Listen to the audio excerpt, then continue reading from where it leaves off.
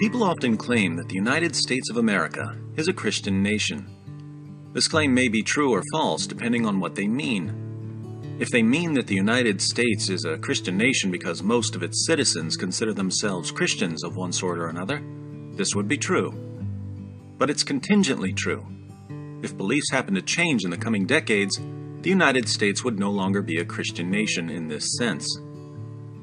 A more common meaning is that the United States was founded on certain principles that were ultimately derived from Christianity. This is also true, and it's not something that can change. If the entire population of the United States became atheists tomorrow, it would still be the case that the United States was founded on certain principles that were ultimately derived from Christianity. But there's a deeper sense in which the United States is a Christian nation, a sense in which the United States can only be the United States if it's sustained by Christian teachings and values. This will seem odd to you if you're not a Christian, and perhaps even if you are a Christian, so let me explain. In the Declaration of Independence, the men who would eventually be called the Founding Fathers laid out their reasons for breaking ties with Great Britain. They declared, "We hold these truths to be self-evident, that all men are created equal, that they are endowed by their Creator with certain unalienable rights, that among these are life, liberty, and the pursuit of happiness, that to secure these rights, governments are instituted among men, deriving their just powers from the consent of the governed, that whenever any form of government becomes destructive of these ends, it is the right of the people to alter or to abolish it, and to institute new government, laying its foundation on such principles and organizing its powers in such form as to them shall seem most likely to affect their safety and happiness." Throughout the rest of the Declaration, they describe the characteristics of a government that tramples on people's God-given rights. A government that undermines liberty or the pursuit of happiness is a tyranny. The primary goal of the framers of the U.S. Constitution was to prevent the new nation from becoming a tyranny. The point of having three branches of government with a system of checks and balances was to keep any particular group from ever having the power to control the government. The division between federal law and state law was meant to keep the federal government from tyrannizing the states. The purpose of the Bill of Rights was to further protect citizens from being tyrannized by the government, and to guarantee their ability to rise up if the government ever did become a tyranny. But the Founding Fathers weren't just concerned about a single person becoming a tyrant. A majority of the population can form a tyranny over a minority of the population.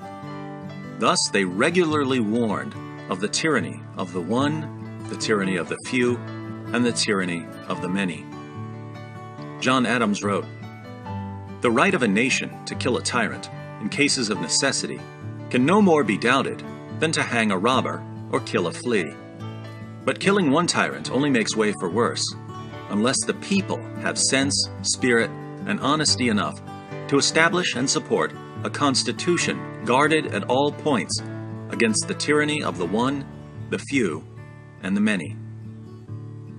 James Madison added, "The accumulation of all powers, legislative, executive, and judiciary, in the same hands, whether of one, a few, or many, and whether hereditary, self-appointed, or elective, may justly be pronounced the very definition of tyranny." Since most people today think that democracy is the surest defense against tyranny, we may wonder why there was an emphasis on guarding against the tyranny of the many, or even an elected tyranny. This concern about tyranny arising from democracy goes back thousands of years to the time of Plato. In the Republic, Plato, through his character Socrates, argues that in a democracy, since the people themselves make the laws, they'll use the laws to satisfy their desires, and their desires will become increasingly centered around physical pleasures instead of what's really good for themselves or for society. Socrates says, "Isn't democracy's insatiable desire for what it defines as the good also what destroys it?" Adeimantus replies, "What do you think it defines as the good?" Socrates answers, "Freedom. Surely you'd hear a democratic city say that this is the finest thing it has, so that as a result it is the only city worth living in for someone who is by nature free. Yes, Adeimantus agrees. You often hear that. Then, continues Socrates, as I was about to say, doesn't the insatiable desire for freedom and the neglect of other things change this constitution and put it in need of a dictatorship? In what way? Asks Adeimantus. Socrates responds, I suppose that when a democratic city, a thirst for freedom, happens to get bad cupbearers for its leaders, so that it gets drunk by drinking more than it should of the unmixed wine of freedom, then, unless the rulers are very pliable and provide plenty of that freedom, they are punished by the city and accused of being accursed oligarchs. So, leaders who tell people what's really good for them won't be tolerated.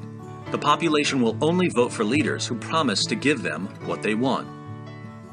The problem is that people have competing desires, and, according to Socrates, this leads to a struggle between classes. Different groups select different leaders as their champions to satisfy their group's desires.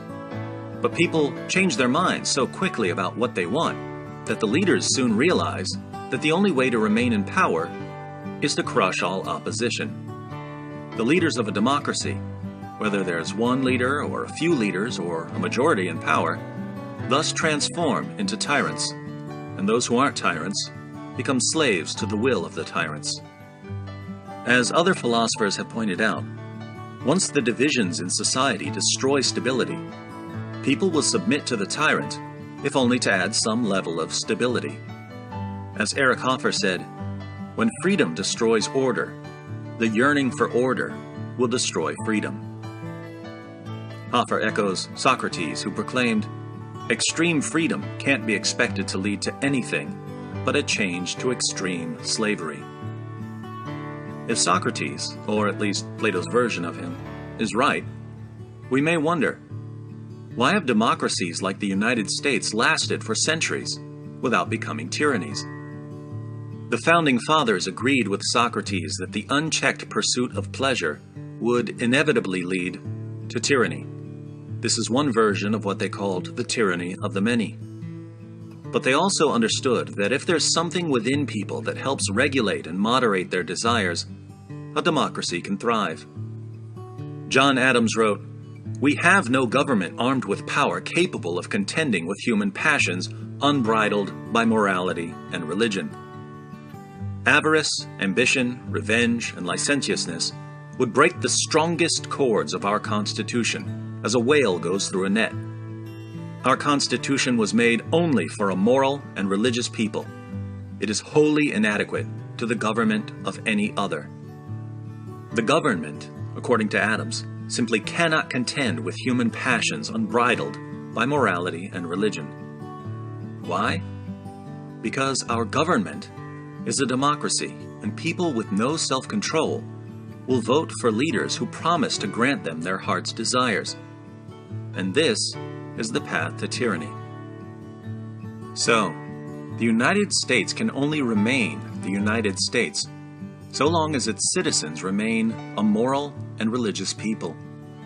The path to tyranny therefore begins when people start showing contempt for morality and religion and throw off the values that are grounded in the life and work of Jesus Christ. In case all of this seems merely theoretical, or in case you're thinking that it's better for society to break ties with religion, I invite you to look around. Don't you see the divisions becoming wider and wider, and groups becoming progressively more hostile to one another? Aren't the different factions putting forward their champions who promise to give them what they want and to crush the opposition? Aren't tyrannies forming all around us? On college campuses, in the media, and even on the streets? As Francis Schaeffer wrote 4 decades ago, overwhelming pressures are being brought to bear on people who have no absolutes, but only have the impoverished values of personal peace and prosperity. The pressures are progressively preparing modern people to accept a manipulative, authoritarian government. The general anxiety on all sides shows that we can already feel the tyranny coming.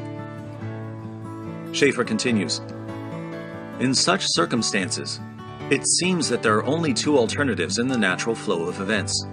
First, imposed order, or second, our society once again affirming that base which gave freedom without chaos in the first place, God's revelation in the Bible and His revelation through Jesus Christ. So, why is the United States a Christian nation? It's a Christian nation because the alternative is tyranny. And a tyranny, whether of the one, the few, or the many, just wouldn't be the United States of America.